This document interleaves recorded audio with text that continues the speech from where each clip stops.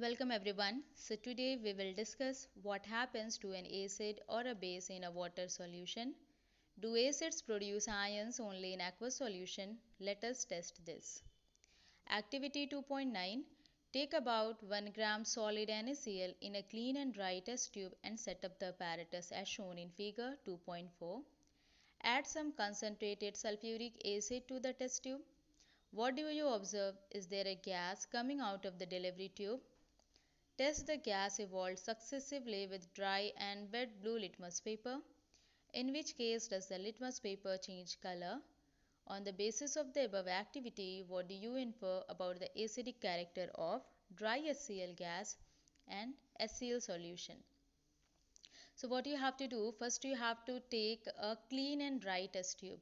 The test tube must be completely dry. There should not be any water particle present inside the test tube, otherwise you will not get the proper result. So in the dry test tube you have to take about 1 gram solid NaCl, and in that solid NaCl you have to add some concentrated sulfuric acid. In the figure you can see that the person is adding concentrated sulfuric acid with the help of dropper very slowly. After this you have to put one cork. With the help of cork you have to close the mouth of the test tube and you have to put one delivery tube.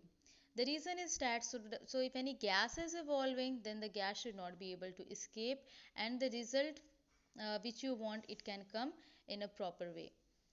Now, what do you observe? Is there a gas coming out of the delivery tube? Yes, the gas is coming out of the delivery tube. Test the gas evolved successively with dry and wet blue litmus paper. So, first we are taking dry litmus paper, dry blue litmus paper, and when you are testing the gas, you will find that the dry blue litmus paper is not changing its color. It remains in blue color. Whereas secondly, when we are using wet blue litmus paper, you find that when you are keeping this wet blue litmus paper near the mouth of the delivery tube, you will find that this blue color is changing into red color. That means this change we are getting only when we are having wet blue litmus paper and not when we were having dry blue litmus paper. So what is the reason behind this? Why this change we are getting only when the litmus paper is wet? The reason is that in this case HCl gas is evolving. When we are saying HCl gas, it means that in that HCl gas water molecule is not present.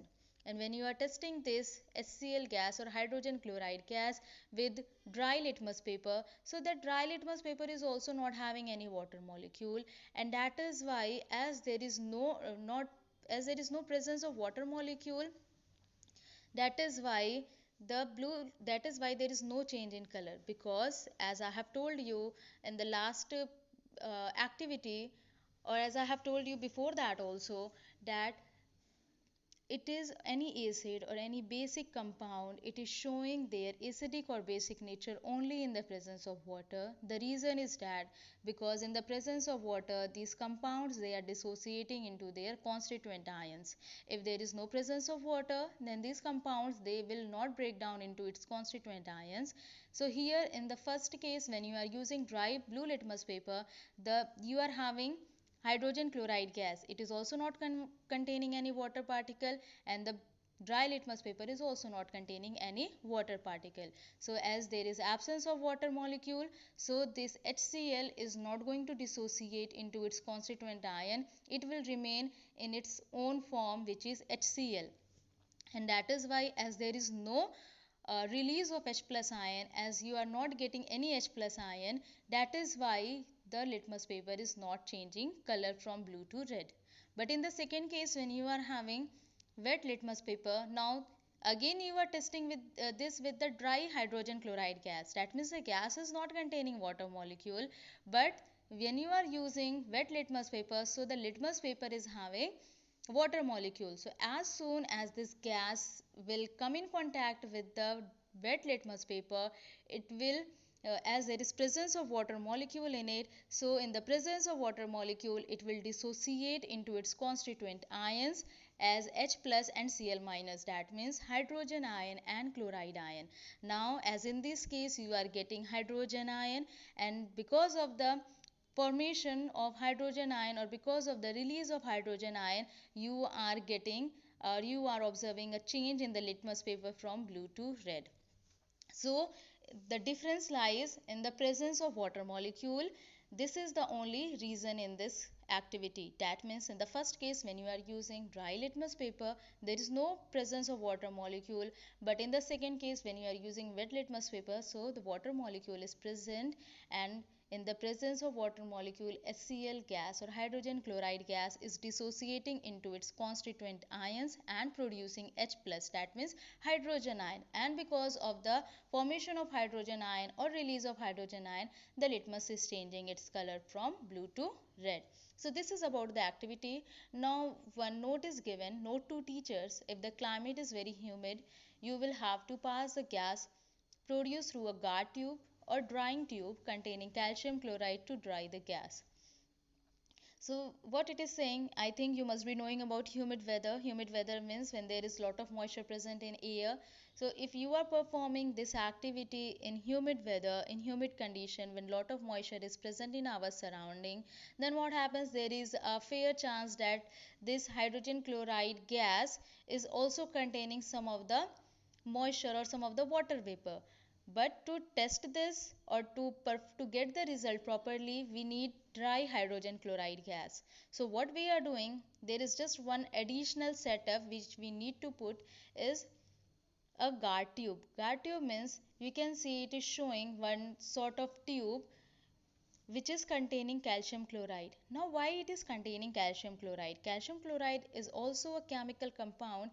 Its nature is deliquescent. Deliquescent means calcium chloride, it is absorbing moisture or water vapor from the atmosphere. That means very in a very, you can say, high amount it can absorb moisture or water vapor. So what actually happens, this guard tube or this drying tube containing calcium chloride, you need to add this or attach this with the delivery tube, and after this you have to test it with the help of the litmus paper. So when the gas which is releasing in the test tube, it is passing first through delivery tube and then to guard tube or drying tube containing calcium chloride. Suppose if this hydrogen chloride gas is containing any water molecule, then the water molecule, it is readily absorbed by calcium chloride present in guard tube. And when the gas is coming out of the guard tube, then you are testing it with the litmus paper, then you are getting the proper result. So this is the use of guard tube, which is used basically when we are performing this experiment in humid weather, so that if any moisture is present in the gas, it cannot hinder with the result. This experiment suggests that hydrogen ions in HCl are produced in the presence of water. The separation of H plus ion from HCl molecules cannot occur in the absence of water. That means the dissociation of acidic and basic compound, for the dissociation of acidic and basic compound, the presence of water is must, because in the presence of water only these compounds, they are dissociating into its constituent ions and producing hydrogen ion or hydroxide ion. So you can see HCl, in the presence of H2O, it is producing H3O plus, which is said to be hydronium ion and chloride ion. So actually what happens here, hydrogen ions cannot exist alone, but they exist after combining with water molecules. Thus hydrogen ion must always be shown as H plus aqueous. H plus aqueous means here hydrogen ion, it is present with water molecule, or if you want to write it completely, you can write it as H3O plus. I will tell you more about this in detail next time. But before that, what you have to do, you have to write a chemical equation for the reaction which we have discussed in activity 2.9. That means the reaction between NaCl and concentrated sulfuric acid. You have to write the products, what products are getting formed. You have to also look into the formula, that you are making the formula correctly or not, and then you have to balance the equation as well. Never forget to balance the chemical equation. And maybe tomorrow only I will be discussing this thing in detail, that why it is, you can say, H plus ion, we are writing it as H plus aqueous, or we are writing it as H3O plus, which is hydronium ion. So this I will tell you. Before that, you just understand this, you go through this activity 2.9 once again and try to write the chemical equation. For that, tomorrow I will also tell you, those who are having or facing any problem, how to write the chemical equation or what kind of products you will get in this activity. So that I will be discussing tomorrow as well. Thank you.